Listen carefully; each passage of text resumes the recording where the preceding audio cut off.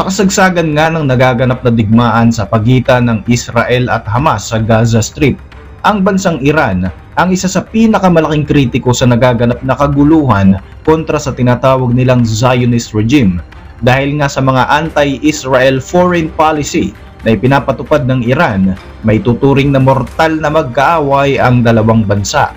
Ang Palestinian issue ang siyang palagiang nasa gitna ng lahat ng kaguluhan at mga kontrobersiya sa nakalipas na mga dekada at maging noon pa man ay nagbibigay na nga ng mabibigat na mga banta ang Iran laban sa Israel at maging sa mga kaalyado nitong bansa katulad ng Estados Unidos. Mas lalo pa ngang tumitindi ang galit ng Iran sa Israel, kaya naman maging ang mga proxies nito sa Middle East ay pinapagalaw na rin ito katulad ng mga militanteng grupo sa Syria, Lebanon at maging sa Yemen. Pero sa maniwala at sa hindi, ang Iran at Israel ay dating magkasangga at magkaalyado. Sa video na ito ay talakayin natin ang kasaysayan ng relasyon ng dalawang bansa na dating magkakampi subalit ngayon ay mortal ng magkaaway.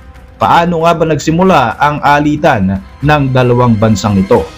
Ako po si Roy Z and welcome sa Kien Thoughts. Kung hilig mo ang mga ganitong videos, mag-like at mag-subscribe para lagi kang updated sa mga susunod na upload.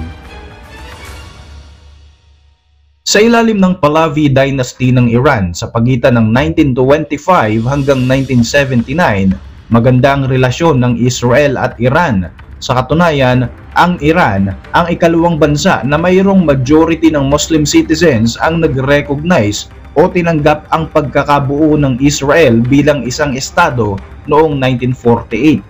Isa ang Iran sa 11 bansa na miyembro ng Special United Nations Committee na nabuo noong 1947 para lumikha ng isang resolusyon para sa Palestina na noong panahon na iyon ay kakalaya pa lamang sa pagkakasakop ng Britanya. 3 bansa ang bumoto laban sa plano ng United Nations na hatiin ang teritoryo ng Palestine dahil nga sa pangambang magdudulot ito ng malakihang kaguluhan sa gitnang silangan. Kabilang rito ang Iran, India at Yugoslavia. Ang hakbang na ito ay ginawa ng Iran para masigurong magiging maganda ang relasyon nila sa mga bansang kaalyado ng Israel kagaya ng Amerika at maging sa mga Arab at Muslim countries na kanilang kapitbahay. Gayunpaman, ilang taon lamang ang nakalipas ay sinakop naman ng Israel ang maraming karatig nitong teritoryo kabilang na nga ang Gaza at West Bank at lumabi sila sa inaprobahang teritoryo ng United Nations na naging hudyat para magsimula ang kauna-unahang Arab-Israeli War noong 1948. Dito nga ay tinalo ng Israel ang sanib puwersa ng mga Arab countries katulad ng Palestine, Egypt at Syria. Nang panahong ito, nasa ilalim ng pamumuno ni Mohammad Reza Pahlavi ang Iran. Kasunod nga ng bansang Turkey, sinuportahan ng Iran ang pagkakatatag ng Israel na naging dahilan para palayasin sa kanilang lupain ang higit sa 700,000 na mga Palestinians. Isa sa mga dahilan sa pagsang-ayon ng Iran sa pagkakatatag ng Israel bilang isang bansa ay dahil na rin sa 2,000 Iranians na naninirahan sa mga lupain na nasakop ng Israel sa kasagsagan ng digmaan. Nagbago ang lahat ng maluklok na Prime Minister ng Iran si Mohammad Mossadegh noong 1951. Dito nagsimula ang nationalization ng industriya ng langis na nasa ilalim ng monopolyo ng Britanya. Dito na nga nagsimulang putulin ni Mossadegh ang kanilang ugnayan sa Israel dahil nakikita ng Iranian Prime Minister ang bansang ito bilang tuta ng mga Western countries. Dito na rin nagsimulang umusbong ang mga anti-Zionist group sa loob ng Iran. Ito ay mga grupo na tutol sa pagkakatatag ng bansang Israel na mas lalo pang lumakas sa ilalim ng pamumuno ni Mossadegh. Makalipas ang 1 taon sa panunungkulan, napatalsik bilang punong ministro ng Iran si Mossadegh dahil sa kudeta na inorganisa ng MI6 ng United Kingdom at CIA ng United States noong 1953. Muling naluklok sa pwesto si Pahlavi na kaalyado ng mga Western countries kaya naman muling nanumbalik ang magandang relasyon ng Israel at Iran. sila ang naging major supplier ng langis ng Israel at sa katunayan, bumuo pa nga sila ng mga pipeline na ang layunin ay padaluyin ang langis ng Iran sa lupain ng Israel at pagkatapos ay direkta nga itong padadaluyin sana sa Europa. Kaugnay nito ay ang extensive military and security cooperation sa pagitan ng Tehran at ng Tel Aviv na inilihim pa nga nila upang hindi magalit ang mga Arab nations na katabi lamang nila.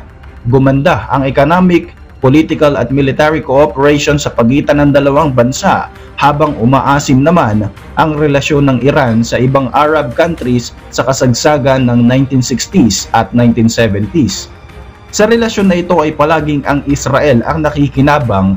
Gayunpaman, ito ang nakikitang paraan ng Pahlavi Dynasty para mag-improve ang kanilang relasyon sa Amerika. Sa tulong ng Mossad Intelligence Agency ng Israel, nabuo ang Iranian intelligence na SAVAK. Taong 1979, lumubo ang utang ng Israel sa Iran ng halos bilyong-bilyong dolyar ang halaga dahil sa supply ng langis na kinukuha nila at hindi na nga ito nababayaran. Sa isang meeting ay napagdesisyonan ng Israel na hindi na sila magbabayad pa sa kanilang pagkakautang sa Iran.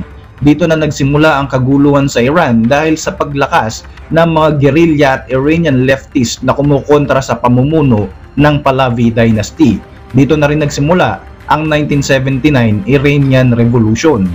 Sa pagkakataong ito ay matagumpay na napabagsak ni Ayatollah Ruhollah Khomeini ang Pahlavi Dynasty at naging daan para maitatag ang Islamic Republic of Iran. Naluklok bilang supreme leader ng Iran si Khomeini at ang kauna-unahang kautusan na kanyang ipinatupad ay ang pagputol sa anumang ugnayan ng Iran sa Israel. Dagdag pa rito, idineklara ng Iran ang Israel bilang enemy of Islam at tinawag na ito na Little Satan na alagad ng Great Satan na Amerika, samantalang Lesser Satan naman ang tawag nila sa Soviet Union. Sa pagkakataong ito, naging magkaalyado na ang Palestine at Iran. Sa kasagsagan ng pamumuno ni Khomeini, nagsimula na ring umasim ang relasyon ng Iran at Iraq. Tuloy-tuloy ang pagpapahayag ng Iranian leader sa Shiite population sa border ng Iran na ipagpatuloy ang Islamic Revolution.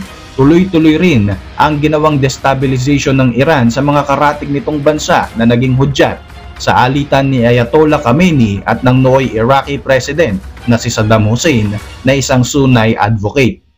Dahil sa kaguluhan sa loob ng Iran, sinubukang sakupin ni Saddam Hussein ang Khuzestan province kung saan nakalagak ang southern oil field ng Iran at ang majority ng mga Arabs sa teritoryong ito.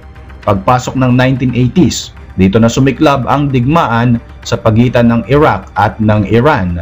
Dahil dito ay sinubukang humingi ng tulong ng Iranian government sa Amerika sa ilalim ng nooy Carter administration, subalit tinanggihan sila nito dahil na rin sa naganap na hostage taking ng Iranian leftist sa mga American citizens sa loob ng US Embassy sa Iran noong 1979. Dahil nga hindi nakakuha ng tulong mula sa Amerika, palihim na humingi ng tulong ang Iran sa Israel sa kabila ng hindi magandang relasyon ng dalawang bansa. Ito ang kauna-unahang pagkakataon na nagkaroon ng military equipment deal ang dalawang bansa sa ilalim ni Khomeini, katulad ng mga armas, ammunition at maging gulong ng F-4 Phantom jet fighter. September 22, 1980 nang umatake ang Iraq sa Iran. Mataas nga ang naging pressure sa Iranian government para makakuha ng dekalidad ng mga armas para protektahan ang kanilang bansa. Dito ay tuloy-tuloy ang naging pag-alalay ng Israeli government sa Iran, hanggang sa sila na nga ang naging pangunahing supplier ng Iran sa mga dekalidad na mga armas. Sa kabila ng pagtutol ng Amerika sa pagbebenta ng armas ng Israel sa Iran, tuloy-tuloy pa rin ang naging shipment ng mga armas patungo sa Iran hanggang sa maluklok nga bilang US President si Ronald Reagan na pumayag na sa military equipment deals na ito basta ang ibibigay raw sa Iran ay mga low quality na mga armas. Noong June 7, 1981, isang squadron ng Israeli Air Force F-16A fighter aircraft kasama ang escort nito na F-15A ang nagsagawa ng pangbobomba sa Osirak nuclear reactor ng Iraq sa tinawag nilang Operation Babylon o Operation Opera. agad na nasawi ang 10 Iraqi soldiers at isang French engineer sa pag-ataking ito. Sinubukan nga itong bombahin ng Iran noon pang 1980s, subalit maliit lamang ang naging pinsala sa kanilang pag-atake. Sa pagkakataon na direktang umatake ang Israel sa Iraq, siniguro nilang tuluyan ng mawawasak ang reactor na bahagi ng Iraq Nuclear Weapons Program. Plano kasing bumuo ng atomic bomb noon ni Saddam Hussein gamit ang mga enriched uranium na galing sa France. Ayon sa mga eksperto, kung hindi raw nawasak ang Osirak nuclear reactor, magiging mapanganib ang Iraq dahil sa kanilang nuclear capability at siguradong nasakop na nila ang bansang Iran at Kuwait. Fast forward nga ay naging malakas na bansa na ang Iran at siyang laging tumutuligsa at gumugulo sa Israel. Sa kasalukuyan ay sinusuportahan at pinopondohan ng Iran ang tinatawag na Axis of Resistance, mga militanteng grupo katulad ng Hamas at Islamic Jihad ng Palestina, Hezbollah ng Lebanon at maging Houthi ng Yemen, na ang pangunahing layunin ay ang pagwasak sa Israel. Sa mga nagdaang taon ay tuloy-tuloy rin ang oposisyon ng Israel sa pagkakabuo ng Islamic Republic of Iran. Mas palala nga ng palala ang tensyon sa pagitan ng dalawang bansa na ito at mas lalo pang ang umasim dahil na rin sa nagaganap na digmaan sa Gaza Strip.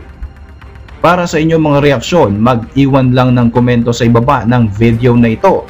At para manatiling updated sa ating mga susunod na upload, siguruing mag-subscribe. I-like mo na rin ang ating mga videos bilang suporta. Muli, ako po si Roy Z at maraming salamat sa patuloy na pagsubaybay sa ating channel.